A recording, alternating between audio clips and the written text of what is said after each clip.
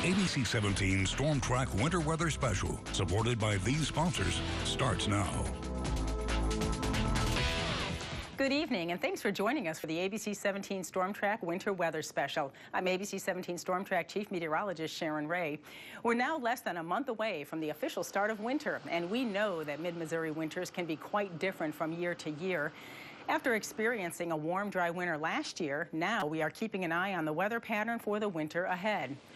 One of the main drivers of winter weather is the La Nina weather pattern. It's a natural cycle marked by cooler than average ocean water in the central equatorial Pacific. Last winter, we were in a weakening La Nina, and the pattern turned neutral this summer, but now La Nina is strengthening and is expected to influence our weather this winter. Coming up later in the show, meteorologist Aaron Morrison will discuss some of the other weather patterns that drive our winter weather, and we'll have a look at the ABC 17 Storm Track long-range forecast for the upcoming winter. And before seeing what's ahead, let's look at where we came. Most of us can remember 1 December last year, December 16th, when roads went from bad to worse. Even though we expected some slick spots, by noon, emergency workers said Highway 63 was literally covered in ice. Here's a look back at some of the numbers. There were at least 5 rollovers on Highway 54 around the Lake of the Ozarks. Highway WW was closed for several hours east of Columbia. Many cars were stranded on the side of Stadium and Highway 63, and at one point, police were handling more than 40 active calls. There were about 400 crashes just in Cole and Boone County. One person was killed in Morgan County. And a firefighter also broke an arm after flipping a truck in Sunrise Beach. Tow truck companies said drivers were waiting up to 9 hours. One of them stopped taking calls altogether. For a look at what caused those conditions, ABC 17 Storm Track meteorologist Bridget Mahoney joins us to explain why just a slight change in temperature makes a world of difference. Last year, Mid-Missouri's freezing drizzle event had major impacts to roads, schools, and businesses, proving just how fragile the public is to winter weather forecasting. Even as little as 1/100th of an inch of freezing drizzle, like we saw last year, can nearly shut down a city. This is why accuracy of forecasts during the winter months is crucial. However, winter weather forecasting oftentimes is more challenging than any other type of forecast. It's all about the temperature today, and we've been below freezing for a good portion of the day. A degree or 2 can be the difference between wet or freezing roads.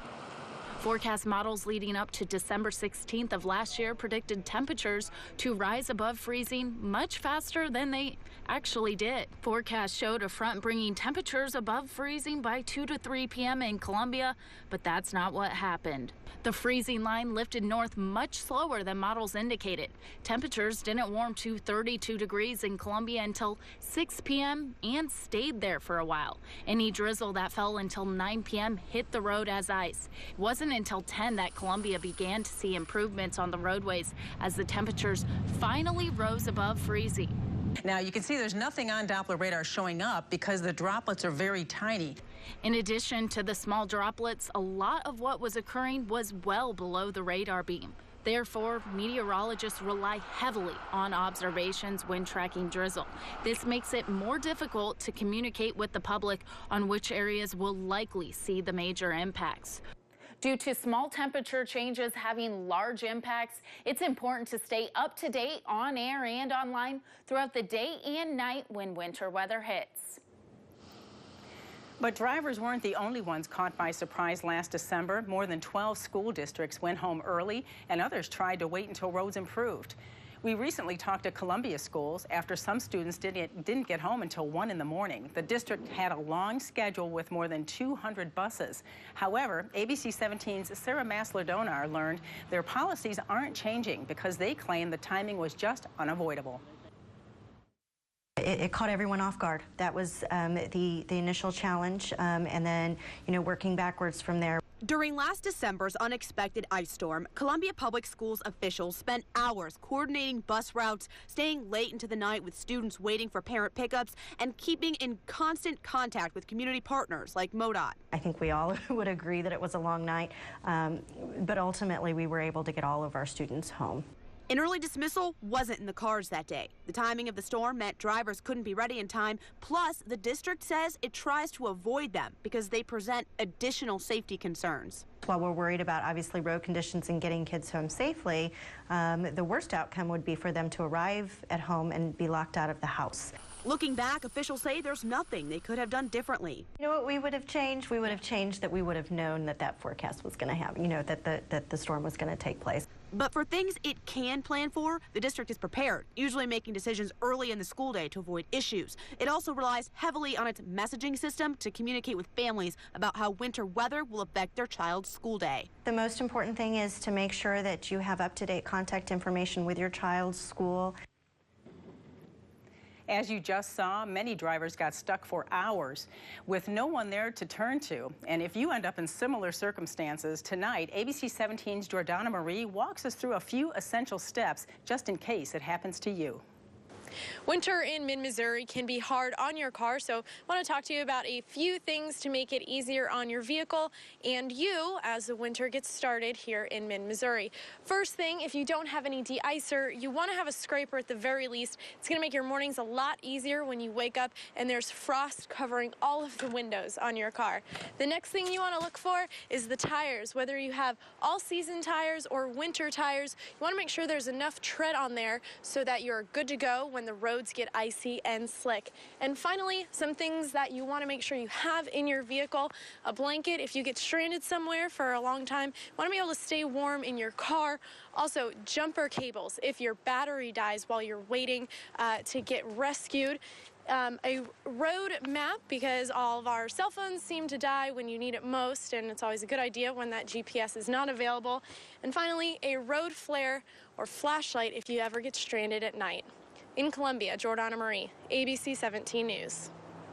And with weather constantly changing, it's always important to make sure you remain weather aware. This year, the ABC 17 Storm Track weather app is receiving a facelift. You can download that by going to the Google Play or Apple iTunes store. As soon as you open it up, it opens up to the Doppler radar. But what's interesting and new this year is the visibility and user-friendly content that you'll be able to see. And you can do that by going to the currents and forecast, which will give you more of the forecast at a glance, as well as what to expect through the day. Even the moon you can expect to see as we head into the evening hours. There's also a selection on there to share pictures as well as to watch the ABC 17 live stream. Coming up, I'll take you on a test run in one of these snowplows to show you how crews are getting ready for this winter.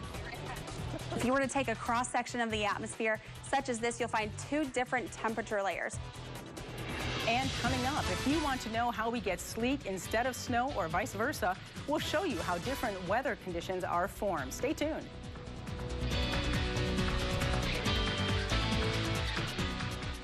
We still want to make sure that people can get around, but we do have to balance the money that we spend on something that's very temporary, which is winter weather response, and then something that's more permanent. There's a lot of time, manpower, and money required to keep streets clear when it snows. Over the last 2 months, workers have been hitting the road to make sure things run smoothly this winter. Every year, on average, Columbia spends about $500,000. Most people don't know this, but per ton, salt on the roads costs about the same as asphalt. And sometimes the city goes over budget and dips into different funds like street maintenance. But other years, when we barely see any snow, that cash goes to other things like equipment. For example, when we saw 2 ice storms last season, the department just bought a brine maker. Here's ABC 17's Kirsty Crawford with details on this year's preparations. Start of winter, I always like to have 5,000 ton in the dome, just to be prepared. Stockpiling salt is just one step Columbia Public Works takes to get ready for winter.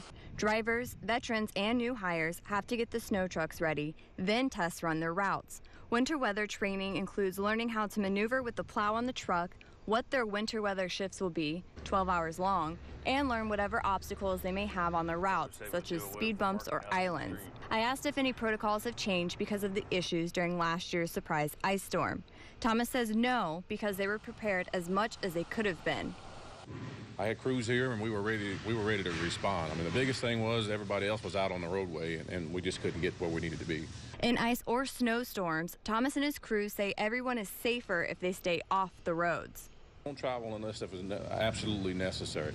And that always makes our job a lot easier. The less vehicles out on the roadway, of course, for us, makes our job a lot easier. And as crews say, whenever you see them on the roads, remember they're trying to make the road safer for you. Falling behind a plow truck, just give us our distance. Kind of stay back, out of the way, so you don't get hit or if we have to suddenly stop so you don't run into us. And if you want to know when and how crews will plow your neighborhood, here's a test. Out of these two pictures, which road in Columbia do you think qualifies as passable? It might surprise you, but officials say both of these streets meet the requirements. They claim at least one lane has to be accessible for a vehicle with front-wheel drive when traveling at slow speeds. Columbia has more than 1,300 miles of road and more than 1,000 cul-de-sacs.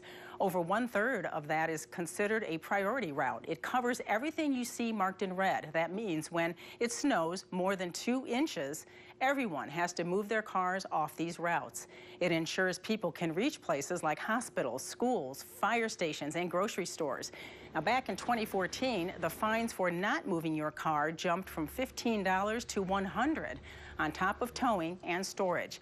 Also keep in mind, when there's less than 4 inches, crews will only hit neighborhoods during normal business hours. But of course, when the city gets more than 4 inches of snow, drivers work around the clock until all roads are passable. Jefferson City normally has a smaller budget, but also as many plows as Columbia. They clear all their streets every time it snows because they have more hills. Do you know how we end up with ice versus sleet or just plain snow? We'll show you how it all forms. And coming up is my long-range forecast of what's to come for the winter season. Find out what to expect over the next few months in just a bit.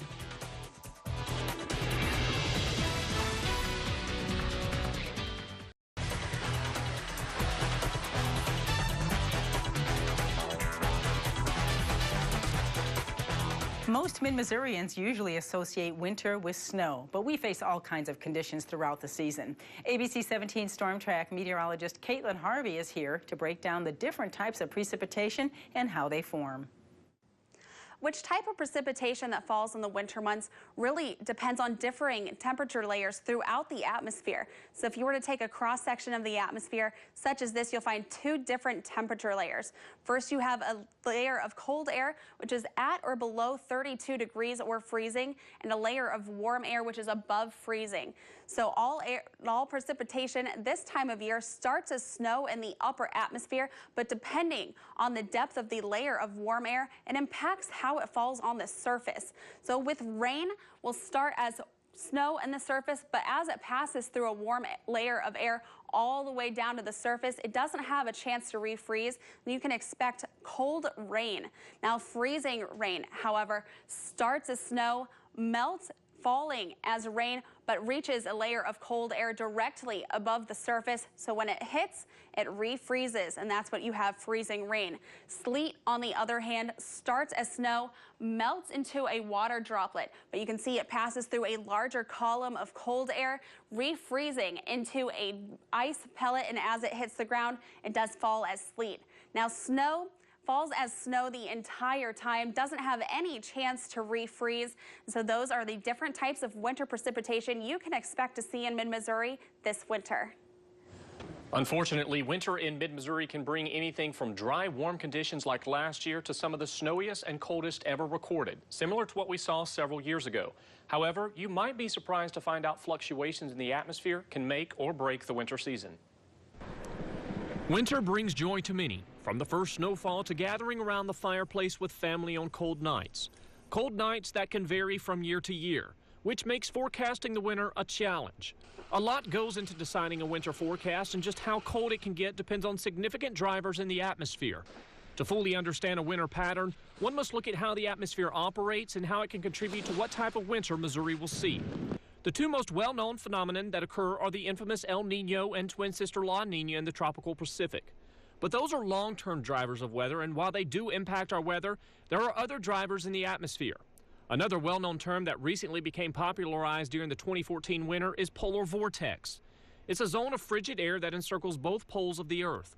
Occasionally, this frigid air can race south, as we saw earlier this fall and in the winter of 2014. Just how far south it can race will all depend on the warmth of the stratosphere, which can be measured by looking at the Arctic Oscillation. A positive phase keeps the coldest air away from the United States, while a warmer stratosphere leads to a negative phase and the colder air surging south. Which brings us to our other driver, the North Atlantic Oscillation, which is a fluctuation of air pressures between the Icelandic low and Azores high. These small fluctuations lead to changes that can affect our jet stream, which drives our day-to-day weather system. That's why it's important as meteorologists to study these other drivers of winter weather that vary from month to month and can ultimately impact our winter season here in mid-Missouri. Also new this winter, some changes have been made to winter weather alerts, which are issued by the National Weather Service. The freezing rain advisory has been eliminated and now will be included in a winter weather advisory.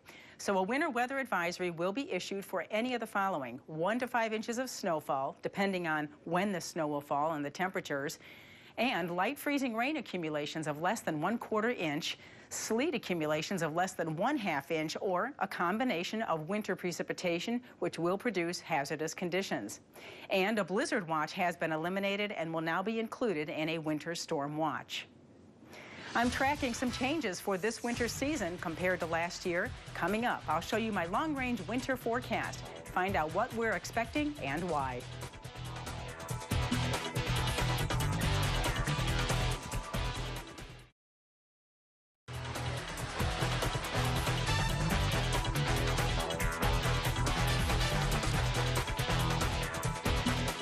Well, here we are heading into another winter, and our memory can go back to last winter, which ended up being anything but winter. Yeah, it started off cold. We had a cold December, and we also had some snow and ice in December, but the rest of the winter last year ended up warm and dry. Despite being a La Nina winter, we ended up with the third warmest, with 37.7 degrees for an average winter temperature, and these numbers are since 1890. Also, we had the second least snowiest winter last year. We did have a La Nina last year, and this year it is expected to develop again. High confidence that we will see a weak La Nina this year, as you can see here, all the way through the winter months. It starts to decrease a bit as we head toward the spring months, but it does look like this is going to be one of the drivers of our winter weather. But keep in mind, it is only one of the factors that are going to affect our weather this winter, because La Nina winters aren't all the same. If I look back at mid-Missouri's weather in past La Nina events, the weak ones that is, you can see that we've had warm and dry La Nina winters in the past few, and then when we go back to the 80s, they were cold and snowy. So it does vary on how they are going to behave and what we'll get out of these La Nina winters. And there are other factors we have to look at. One of the things I'm noticing is that how different the water temperatures are this November compared to last. What you're looking at are sea surface temperatures in the equatorial Pacific, and this cooler band here of water indicates the developing La Nina. Notice last year we had warmer water along the Peruvian coast at this time. This year you can see how much colder the water is. We are seeing a more established La Nina pattern already developing this year, and we think that's going to carry on into the winter months. Another difference this year is the snow depth. Last year at this time, we didn't have snow in early November across the United States. This year, you can already see that snowpack developing in the northern tier states and up into Canada. Not only that, but we're above average on snowfall in North America this winter so far. And the Arctic sea ice is a little above from what we were last year, and the Hudson Bay ice is the highest since the 1990s. What does snowpack and ice have to do with us? There's more cold air to the north, and it makes it easier for that cold air to travel over snowpack rather than dry land.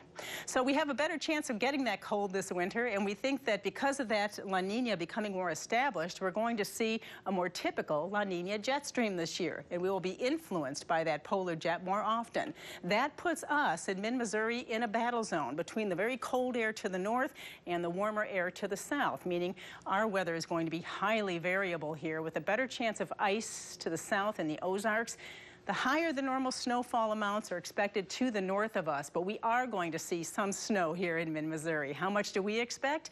Well, certainly more than last year. Last year we came in with 1.6 inches. This year we're thinking 12 to 16 inches of snow. One big winter storm, though, could certainly throw that off and make those numbers a little bit higher.